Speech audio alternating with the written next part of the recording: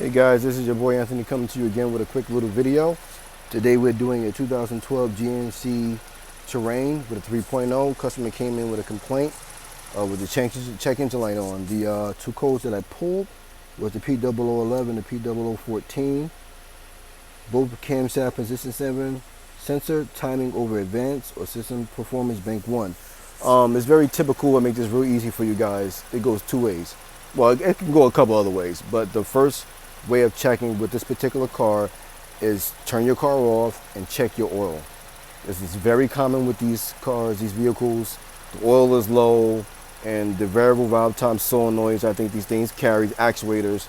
It needs the oil pressure, the oil for it. So if the oil is low, it can trigger those codes very easily. Sometimes you have a car running low, like running on low oil where the car will probably either stall out or it'll run like it's misfiring because of the solenoid acting kind of funny. I've seen that actually happen on like Nissans as well, Infinitis, which is pretty much the same vehicle.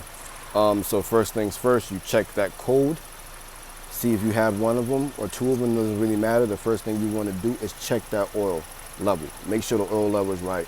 And you know, also what you can do, I would recommend doing a flush with it as well.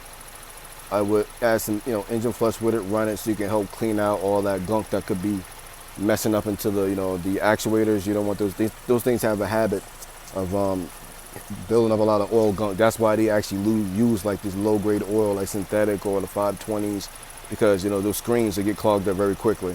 So you do that, of course, change the oil with new oil after you do the flush, and turn it off. It should be good as new. Sometimes you end up changing the actuator depending on how bad it is. If it got cooked, you may have to change it, but the first things first.